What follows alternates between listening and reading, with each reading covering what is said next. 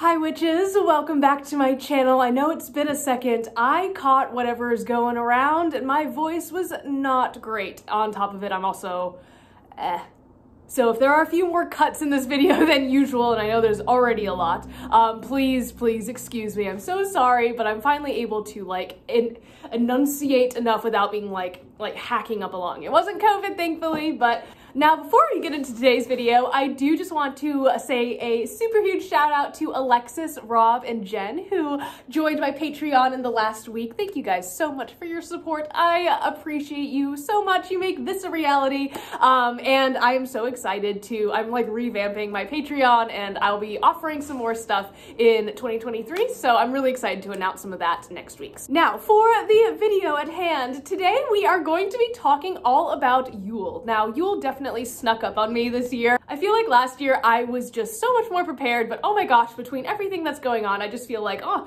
I haven't even decorated for Yule. So, for the first time in 2 years, I am not going to be hosting a live ritual. I know, I'm super sorry guys, I just am not prepared. And instead I'm going to be using the actual day of Yule, which is, of course, December 21st, the winter solstice, to decorate my house. And I'm going to talk about how you can do the same thing. So first, let's talk about the holiday of Yule. Now, Yule is one of the 8 holidays on the Wheel of the Year. If you've been watching, you might have seen other videos discussing these holidays as well, and I have tons of other stuff. So if you are interested in that, feel free to check out the rest of the videos on my channel. But Yule specifically is the celebration of the winter solstice, which is always so awesome because it means that once again, the sun is returning to our planet. The days are getting longer and warmer, and honestly, I am very ready for that. Now, depending on your religious background, you might have specific traditions for the winter solstice. You may even call it a different name or a different holiday,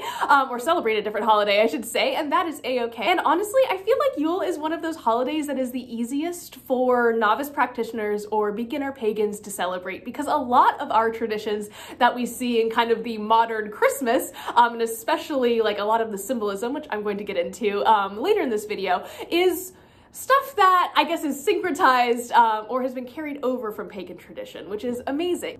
Now, when I first started studying paganism, one of the things that actually was really comforting to me when I was unable to openly practice or openly celebrate Yule is seeing the existence or the survival of these symbols that I knew to be pagan symbols surviving in Christianity. So it was actually kind of comforting to me, especially when I was younger, to kind of see these symbols, remember what I knew about Yule, and I was able to kind of separate those two things, if that makes sense. So again, I don't want to delve in too deep to that, but I did want to mention it before we continue today's conversation. So moving forward with our video, let's talk about some of the correspondences for Yule and how you can celebrate, because I think that is the whole point of the holiday, right? So first things first, let's talk about the colors that are associated with Yule. So colors that we most often see used when decorating or celebrating include red and green, gold, silver, white, black, and yellow. So of course, when we look outside, a lot of the plant life that is currently around us is going to be those evergreen trees, especially for us in the more colder climates. And when I think of these color schemes in nature, I think of holly, of mistletoe, I think of poinsettias, and those are all kind of house plants. Those are also great natural things you can bring into your home in order to decorate. So just a little idea. Sticking with our discussion of herbs and plants, some other plants and herbs that are associated with Yule include pine, cinnamon, ginger, pomegranate, pear, apple, mistletoe, holly, peppermint, and in general, evergreens, because that's what is thriving, what's living right now, of course.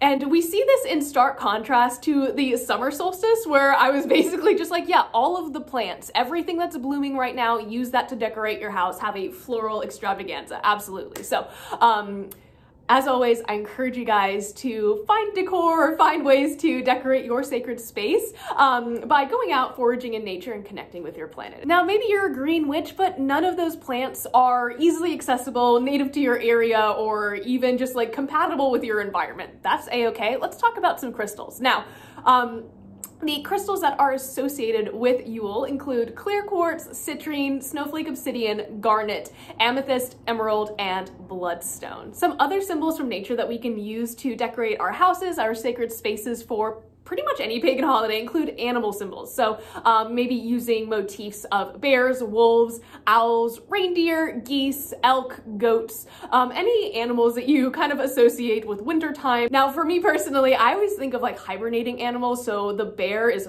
why I listed it first. And it's like the first thing that comes to mind, because for me, Yule is really a time of rebirth. And some common themes of Yule, of course, are rest, gratitude, celebration, renewal, rising from the ashes, rebirth, self-care, personal development, and divination. So if you are looking to the year ahead, this is a great holiday to set some intentions, maybe to kind of finalize anything that you have been working on.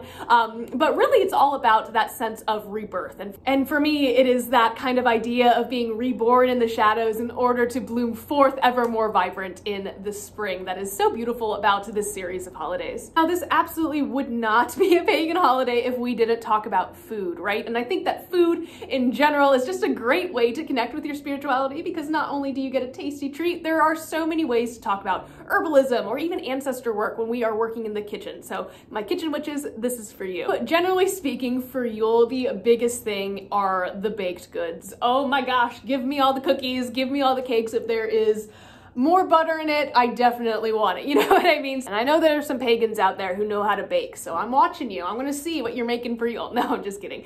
But other things, if you are not into the baking side of things, roasted meats and stews, dried fruits, nuts, cured meats, gingerbread, that's kind of baking, but that specifically.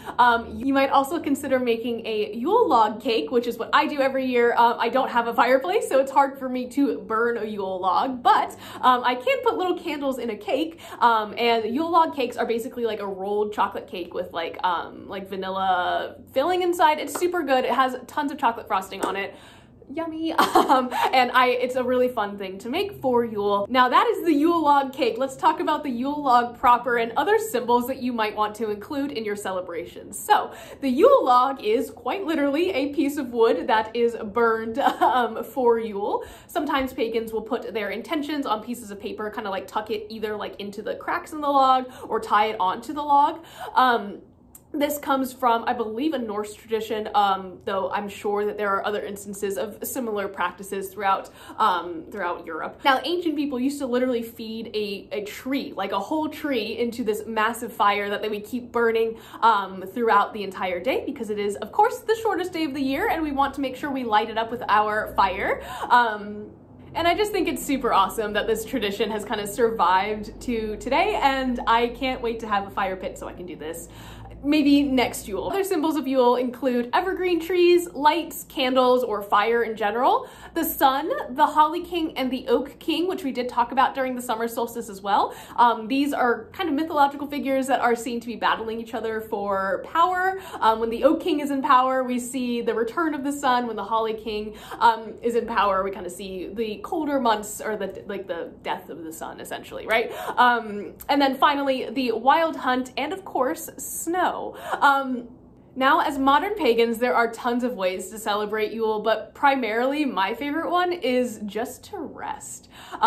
My Yule celebrations usually include like a solid nap and like a really good hot meal. And honestly, I do my divination for the like 2023. I'll do some during Samhain for like my spiritual journey, but for other things, I will generally look, you know, ahead for the year during Yule, or even sometimes in the new year. But generally speaking, it's Yule.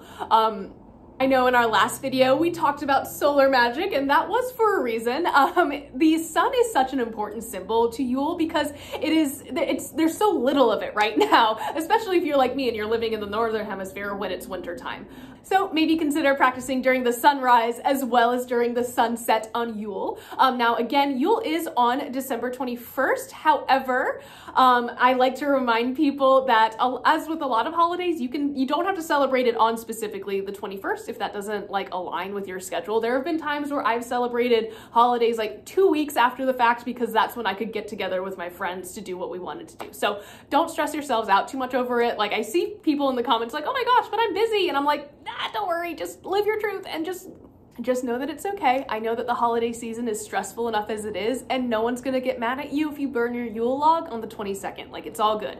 That being said, again, a great activity to do, as well as setting intentions for the year ahead, baking your favorite foods, and generally just getting cozy. I love Yule. I think it is a super cozy holiday, and again, it is one of the easiest, I think, for novice practitioners to really engage with or even celebrate, because a lot of the symbols and a lot of the traditions that we see at Christmas time are pretty similar to stuff that we've been celebrating for Yule for a really long time. So yes, that's just a little bit about Yule. If you want to learn more, I'm going to link my video from last year in the description down below, because it'll just be a little bit more comprehensive, but I did just want to touch on some of this stuff. And yeah, I hope you guys have a fabulous Monday, and I'll see you in the next one. Bye.